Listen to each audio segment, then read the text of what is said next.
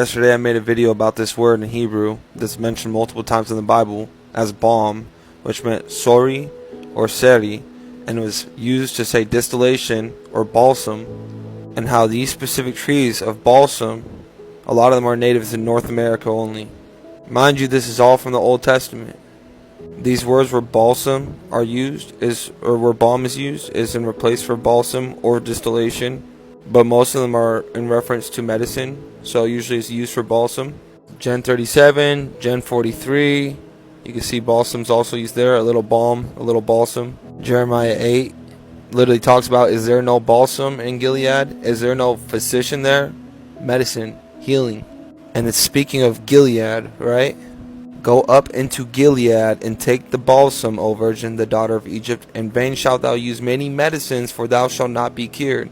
Right here it talks about balsam again. Medicine for pain, medicine for healing in general, spices. Here as well, at the bottom of the highlighted section, panag, honey and oil and balsam. Yesterday I talked about the balsam fir and how that could be related to it, but there's even one that stands out even more than the balsam fir, the balsam poplar. The balsam poplar's native range spans across North America, extending from Newfoundland and Labrador westward to Alaska. It generally follows the northern limit of trees, reaching out to parts of the western mountains, including Oregon, Idaho, and Colorado, and extending east through the northern Great Plains to the Atlantic coast. Here it is on the map. Here's some list of states that you could find the balsam poplar in. But I want to show you why the balsam poplar is so important. First of all, it's part of the willow family, which we know the willow trees are mentioned in the Bible. So these are native to North America, the balsam poplar and the balsam fir. And I brought up the distinctions between their healing mechanisms because they're both important, because they both are biblically sound. So balsam poplar, the former, primarily focused on skin and respiratory issues, and the latter on the wounds, infections, and inflammation. Balsam poplar buds yield a resin known as balm of Gilead, used for treating skin problems, chest congestion, and muscle pain. I'm sorry, what did it say is buds yield? A resin known as balm of Gilead. Is there no balm in Gilead? Is there no physician there? Why then is not the health of the daughter of my people recovered? Go up into Gilead and take balm, O virgin, the daughter of Egypt. In vain shalt thou use many medicines, for thou shalt not be cured. Balsam poplar leaves are indeed described as being heart-shaped at the base, or more accurately rounded or slightly heart-shaped. The leaves are typically 3 to 6 inches and 2 to 4 inches wide, with finely toothed margins. They are dark green and shiny on the upper surface and pale green or whitish underneath. The leaves also have a distinctive pointed tip. Balsam, often referred to as balm of Gilead, is mentioned in the Bible and was associated with the region of Canaan, specifically Gilead. While the exact species of tree that produced the balm is debated, it was valued commodity, prized for its aromatic and medicinal properties. The Bible describes Gilead as a mountainous region east of Jordan River, part of the larger area of Canaan. The term balm of Gilead became synonymous with the aromatic resin or sap produced by trees in that region. Just like we have balm of Gilead here? Okay. From the what? Balsam, like the Hebrew root of that word is? The balsam poplar?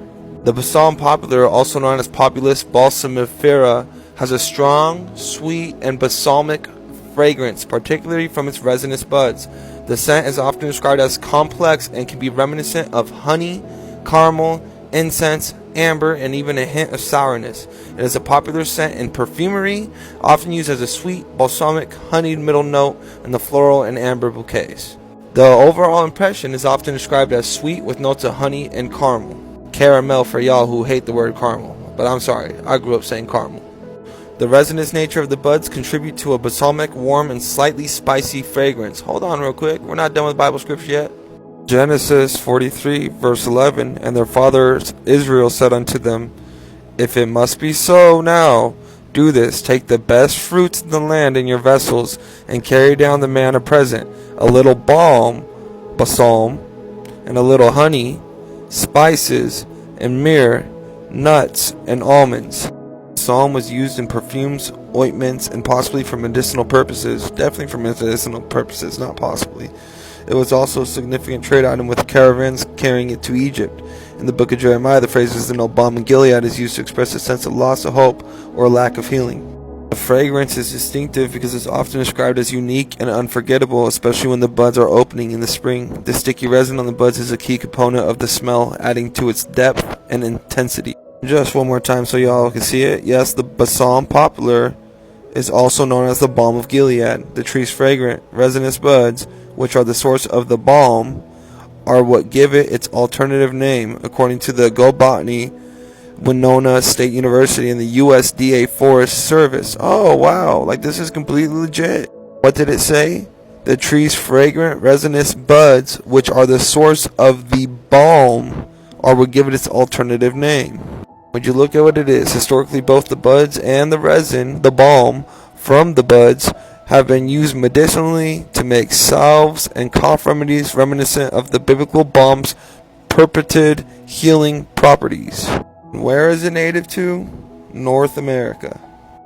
Scripture to back the willow trees. Leviticus 23:40. During the Feast of Tabernacles, Israelites are instructed to take branches of the willow trees along with other trees as part of the celebration. This signifies the joy and thanksgiving before God. Psalm 137:2. This verse is perhaps the most famous reference depicting the Israelites in exile of Babylon, weeping and hanging their harps on willow trees. It symbolizes their sorrow and longing for their homeland and temple. Job chapter 40 verse 22, the behemoth, possibly a hippopotamus, I don't care about that part because it's not, is described as being sheltered by the willows of the brook. Ezekiel chapter 17 verse 5, the prophet uses an image of a willow tree planted beside water to represent the establishment of Zedekiah on the throne. Isaiah 44 verse 4, this verse describes willows sprouting by the streams, highlighting their connection to water. And then Amos 6:14, some interpretation just that this verse is in reference to a willow river or torrent of willows, further emphasizing the tree's association with water. Yes, the balm poplar, also known as balsam poplar, is indeed a member of the willow family.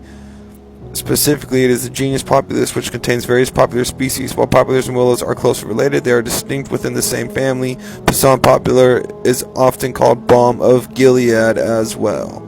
North America is Israel. North America is Jerusalem. North America is where a lot of this all happened. It's the old world and it's biblically sound.